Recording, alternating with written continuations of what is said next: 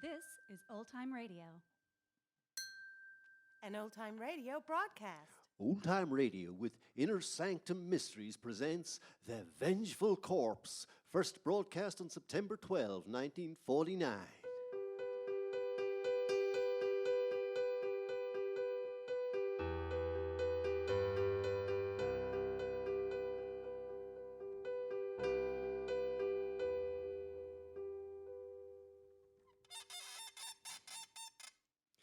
Good evening, friends.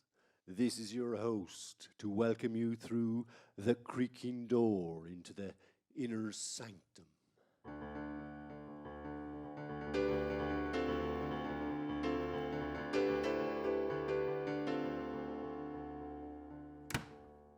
Come in, won't you? I'd like you to meet some new guests we've just dug up. Now, that peculiar cadaver standing off in the corner by himself has a serious case of claustrophobia. Poor stiff. He just can't stand shrouds.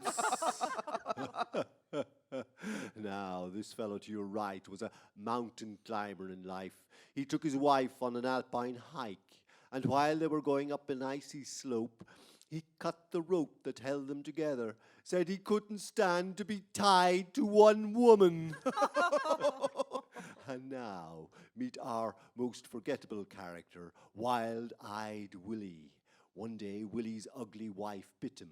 So in anger, he buried her in the backyard. 6 months later, his homely mate came up as a dogwood tree to haunt him. Now, according to Willie, her bark is much worse than her bite.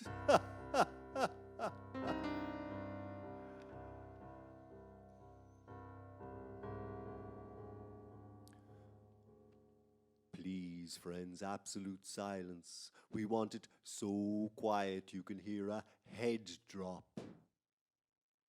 In a small hillside New England cemetery, a chill evening wind stirs the leafless trees with a complaining murmur.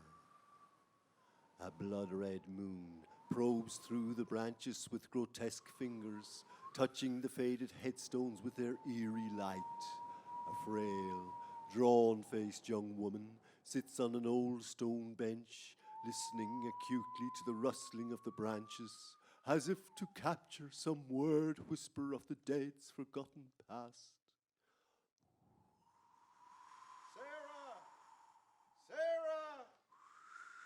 Sarah, where are you? Oh, Paul, I'm here, over here. Sarah, I've been looking all over for you. What are you doing out here anyway? I was called out here, Paul. What? The wind. There was a voice on the wind, and it called me to come out here. Oh, that's just your mind, darling. No voice called you. Yes, Paul, it did. I recognized the voice. You recognize it?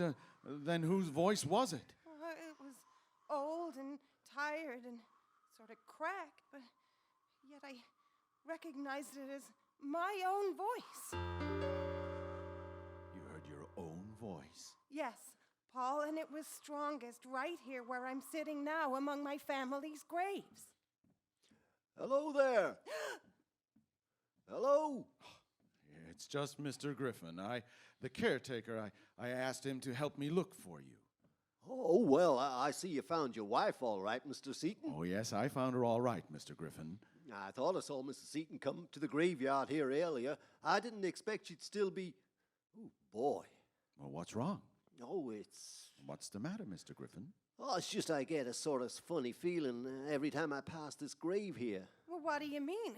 What are you talking about? Well, that grave, that one there, the one right next to you. Why? Well, what's the matter with it? Well, ain't you noticed? There's only one name on the headstone. The first name, Hester. Oh, well, that's strange. My family name is Randall. Wasn't this woman a Randall?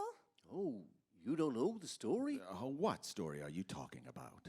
Well, the kin who buried this Hester woman didn't think she deserved the family name, so, well, they left it off the headstone. Why? Why didn't they give Hester her full name? 'Cause they didn't want anybody to know who she was, I guess. You see, Hester was burned at the stake for witchcraft. Witchcraft? Yep, that's what they say. Oh, Mr. Griffin, my wife is an ill woman, and it isn't it. Let him go on, Paul. But What else, Mr. Griffin? Well, that's all, Mrs. Seaton. Well, except Hester claimed at the stake that they were burning an innocent woman. She could be heard shouting it as the flames licked round her. She threatened with her last breath to get even someday. Well, how could she get even? Well, I don't know, but according to the story I heard, Hester said that this here town owed her the years of her life they took away. Oh, well, this is completely ridiculous. It's only a legend. Mr. Griffin, tell me, how many years ago did all this happen? Well, it's right there on the headstone, you see. Hester, a lost soul, born October 13, 1759. Died. Good heavens. Well, what's wrong? Well, look, Mrs. Seaton. The date of Hester's death. It's worn away.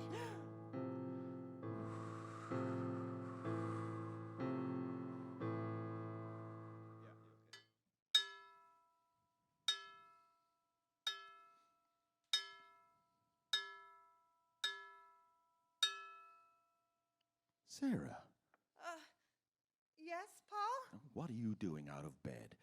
When did you get up? Why, just a minute ago. I can't sleep. She keeps calling me. I hear her voice right here in this room, just a few minutes ago. What?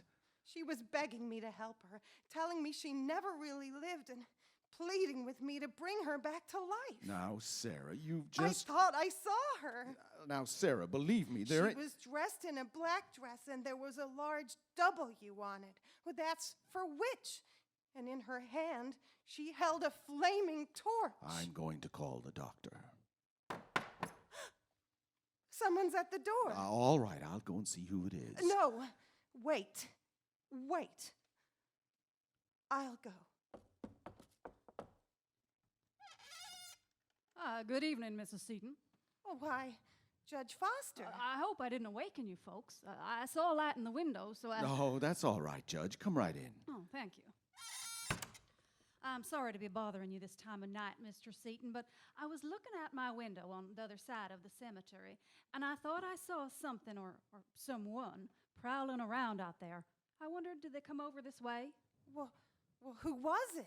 I don't know. Someone carrying a torch. A torch? Go on, Judge.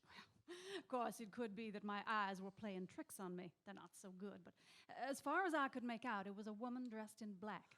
Paul! You saw this woman, Judge. You're sure? Yeah, I'm pretty sure I saw her. Of course, it's kind of dark out there, but it looked to me that there was something on the front of her dress. What do you mean? Well, there was the letter W, a big white letter W on it. Hester. It was Hester. Well, just as No, Sarah. Hester? Who is Hester? Hester Randall. That's who you saw. She was in this house. No. It must be a trick. You see, someone is trying to frighten you, to make you worse. No, hold on, folks. Hester Randall was buried over 100 years ago. She's come back to life. Mrs. Seaton. Now, Judge, my wife is ill. She doesn't realize what she's saying. I know Hester's alive. You didn't believe me, Paul, but Judge Foster saw her too. I did not see anyone who's been dead 100 years. What is it, Judge? Don't you smell it? Yes.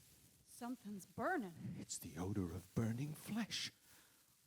Look, out there on the back lawn, stuck in the earth, a torch, a flaming torch.